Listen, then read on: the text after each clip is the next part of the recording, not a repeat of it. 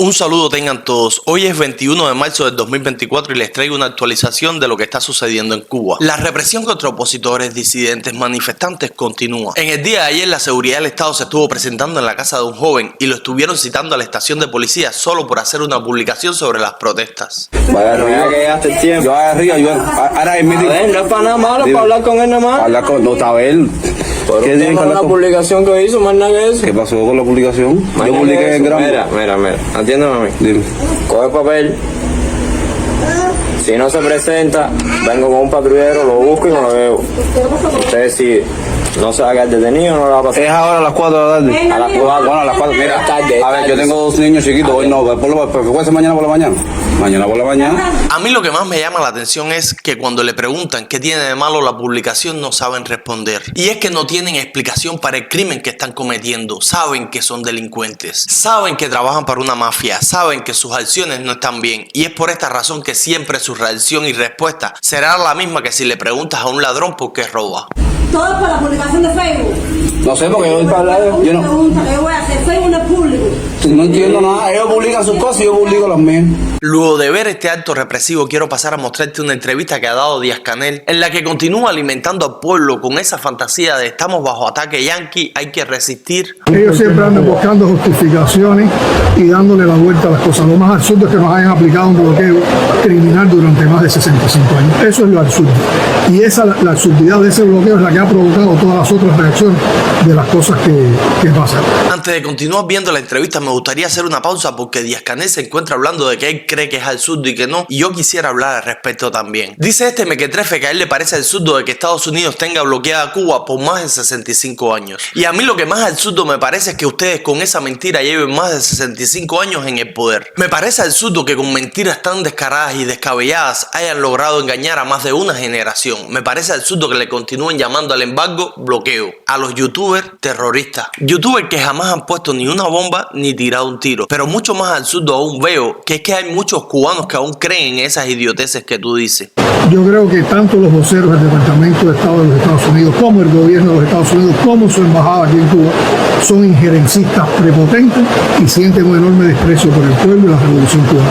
Y nosotros no tenemos que rendirle cuentas al gobierno de los Estados Unidos, a ninguno de sus voceros, porque nosotros somos libres, soberanos, independientes y vamos a seguir haciendo nuestra revolución a pesar del recrudecimiento del bloqueo. Escúchame 30 segundos y verás cómo te demuestro que el único bloqueo que existe en Cuba es del régimen hacia el pueblo. Durante décadas le prohibieron al pueblo cubano viajar y no fue hasta 2013 que se lo permitieron. ¿Quién te tenía bloqueado? De igual manera, durante décadas le prohibieron al pueblo cubano el libre emprendimiento. Te prohibieron crear, innovar. Te prohibieron la creación de pequeñas y medianas empresas. Te prohibieron crear riquezas. Ya hoy medianamente está permitido. ¿Quién te tenía bloqueado? Y así ha sido con todo. Ya hoy hasta puedes importar automóviles y antes lo tenías prohibido. ¿Quién te tenía bloqueado? No te preocupes por los voceros, ellos no significan nada para nosotros. Pronostica un derrumbe de Cuba.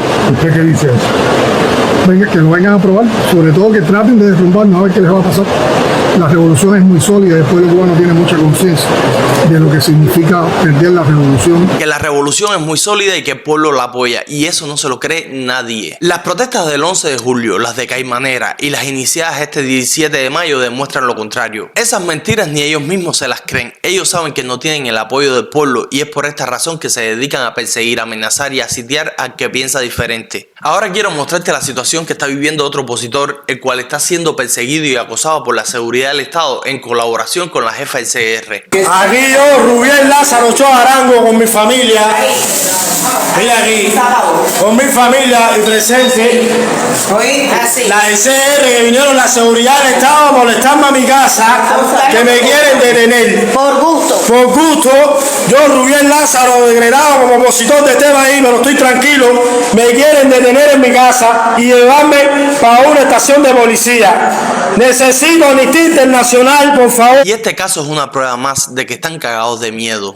Aquí lo que está pasando es lo siguiente. El pueblo continúa protestando. Yo no tengo los videos, pero otros influencers los han estado poniendo. Pero la represión no está ocurriendo en las protestas, sino en los lugares donde no se está protestando. Y 1 más 1 es 2. El régimen cubano ha decidido cambiar de táctica y la verdad, la táctica que se encuentra utilizando ahora es bien astuta. 2 o 3 sucesos de protesta que en lo fundamental fueron pacíficas y armaron virtualmente un escenario como si aquí estuvieran ocurriendo cosas. En el mundo protestas como esas, más severas que esas, las hay.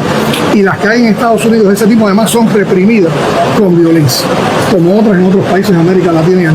Sin embargo, las de Cuba son la noticia. No reprimo las protestas, pero sí militarizo y reprimo las demás provincias para evitar que se expanda. Pero mucho más inteligente aún, no le quito el internet a esa provincia. Dejo que expongan su protesta y que el mundo vea de que en Cuba se puede reclamar, se puede protestar sin ser reprimido. Y como no quiero que esa protesta se expanda por todo el país, le quito el internet a las demás provincias. Evito que los demás se enteren de lo que ahí está sucediendo, por lo menos en ese momento. Y esta es la respuesta a la pregunta misteriosa que nos hacemos todos. ¿Por qué se reportaban tantos cortes de internet en el país durante las protestas, pero nos seguía llegando toda la información de lo que estaba sucediendo? Pues si las tácticas del régimen cubano han cambiado, tenemos que modificar las tácticas de nosotros también. Número 1, ¿qué sabemos? Que si un pueblo se tira a las calles a protestar, no te van a reprimir. Todo lo contrario, si pides arroz, te van a traer una rastra de arroz. Si pides corriente, te van a activar las termoeléctricas para suministrarte la corriente. Pues problema resuelto, cubano. Toma las calles y a pedir por esa boca. Ahora te quiero mostrar a unas familias en Mayabeque que se han dado cuenta de que esto es así y están pidiendo agua. Aquí en la comunidad de Santa Elena, hace 15 días que no tenemos agua, los niños no pueden ir a la escuela ni nada, estamos llenos de churres, mira cómo estoy, no tenemos agua para tomar, nos estamos ahogando. Miren las condiciones, llevamos más de 15 días sin agua.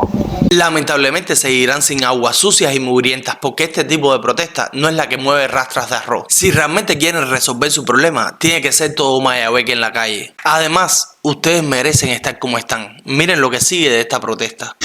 La población de aquí de la comunidad Santa Elena tienen miedo a hablar porque piensan que por esto los van a meter preso. Yo les dije que por esto no meten a nadie preso. Nosotros lo que queremos es agua. No estoy hablando en mal del gobierno, no estoy hablando de Díaz-Canel. Simplemente lo que estoy viendo a ver si nos solucionan el problema del agua. No es más nada, porque yo estoy y seguiré con esta revolución.